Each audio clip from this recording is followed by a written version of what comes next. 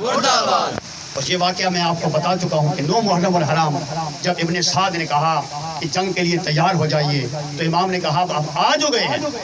ایک دن کے وقفے کے بعد جنگ کر لیں گے، آج ہمیں اللہ کے حضور عبادت کرنے دو۔ ساری رات عبادت کی، اور کل میں نے یہ واقعہ بیان کیا کہ آپ نے فرمایا چراغ گل کر دو،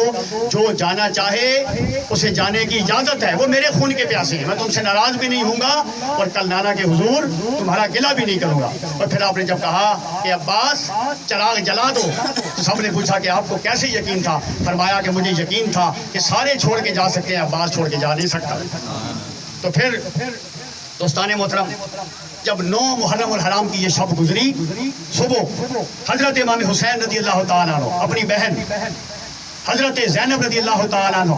آپ کو بتاتے ہیں کہ خواب میں نے نانا حضور کو دیکھا ہے، حضرت محمد مصطفیٰ صلی اللہ علیہ وآلہ وسلم کو دیکھا کہ وہ اللہ کے حضور دعا کر رہے ہیں۔ اللہ کے حضور دعا کیا کر رہے ہیں؟ اللہ کے حضور دعا وہی کر رہے ہیں جو حسین نے اپنے نانا کے دربار میں حاضری کے وقت کہا تھا کہ نانا جان ہمیں تسلی دیجئے گا،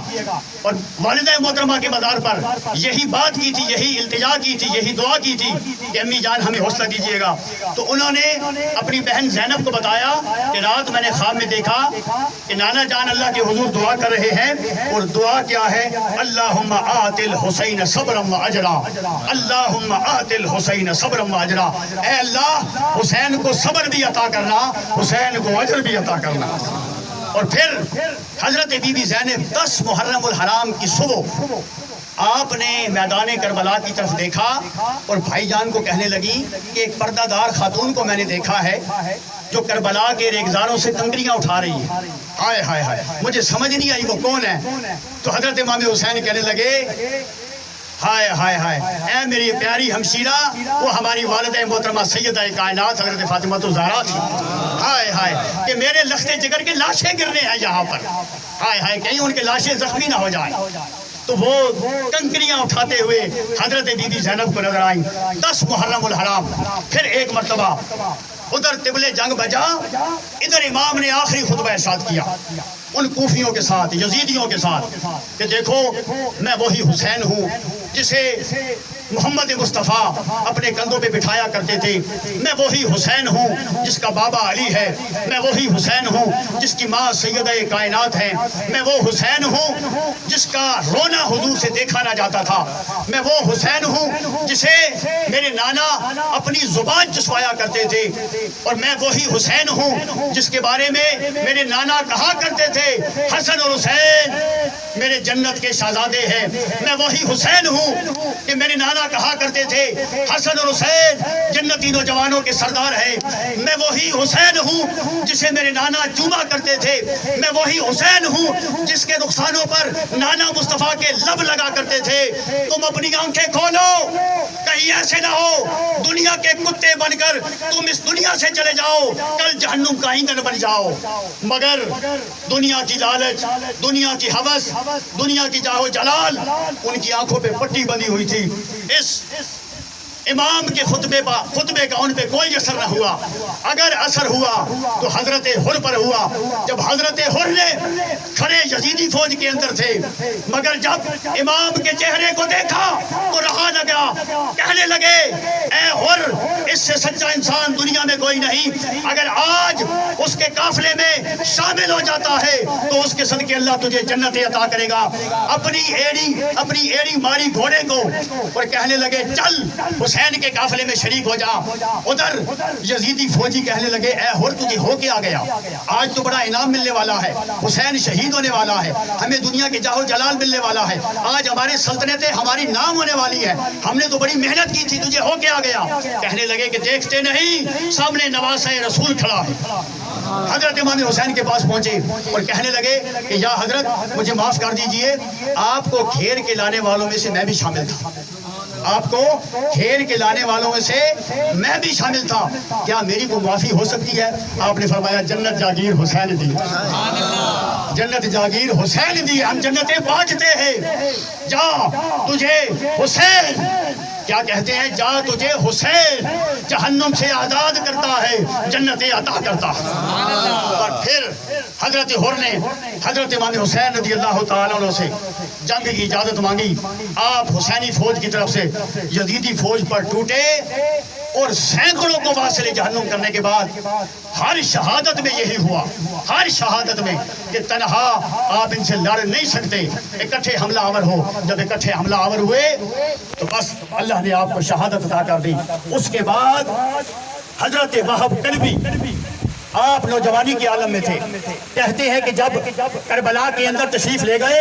حضرت امام حسین نے جب صدا لگائی، قافلہ حسینی میں شامل ہوئے، ابھی آپ کی شادی کو 10 سے 15 دن ہوئے تھے۔ کتنے دن ہوئے تھے؟ 10 سے 15 دن۔ اپنی والدہ محترمہ کی بارگاہ میں آتے ہیں، امی جان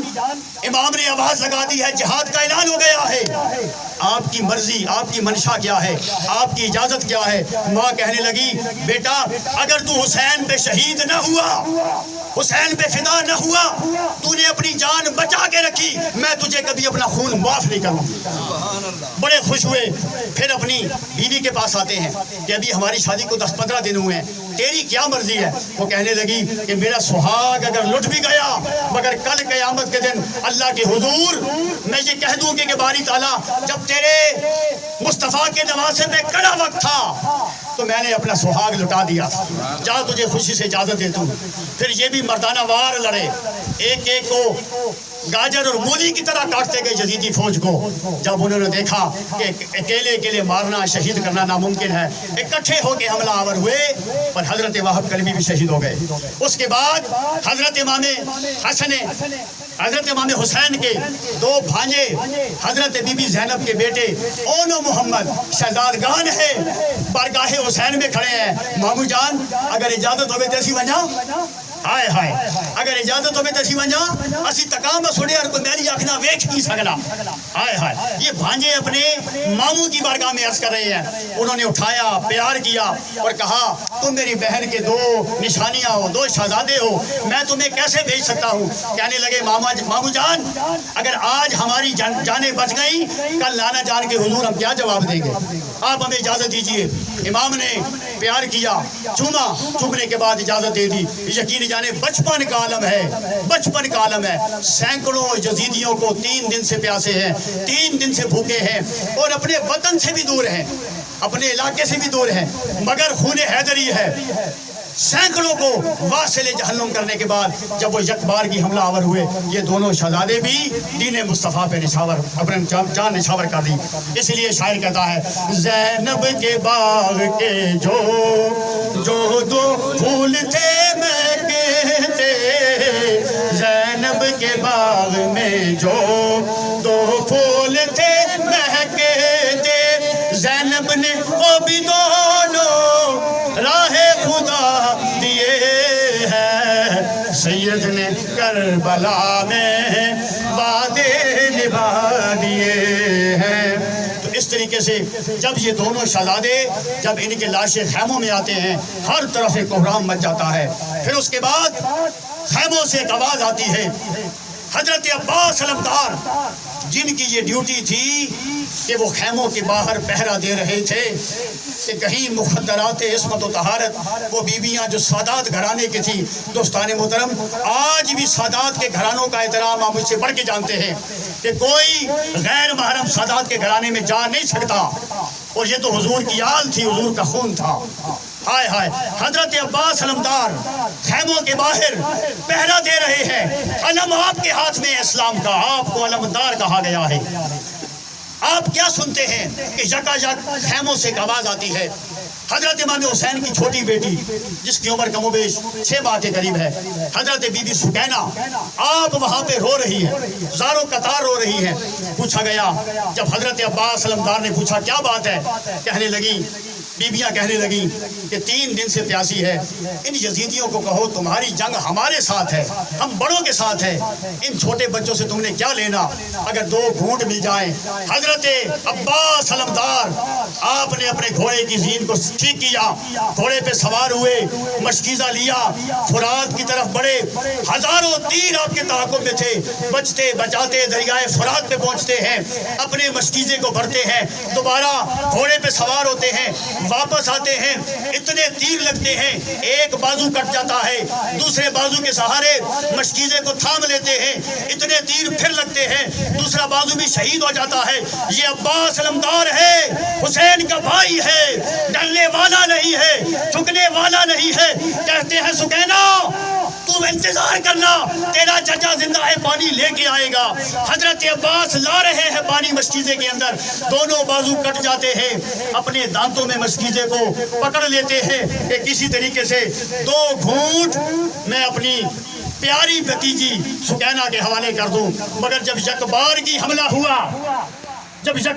حملہ ہوا، اتنے تیر برسائے گئے، حضرت عباس علمدار کا سارا جسم اور سارا آپ کے گھوڑے پہ تیر لگے، گھوڑا بھی نیچے گر گیا، حضرت عباس علمدار بھی زمین پہ آ گئے اور کہنے لگے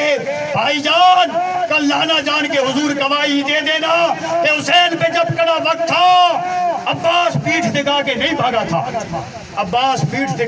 بھاگا تھا، حضرت عباس علمدار کی بھی شہادت ہوتی ہے۔ کہا یہ عباس نے سکینہ میں پانی لاتا ہوں میں سکینہ، کہا یہ عباس نے سکینہ میں پانی لاتا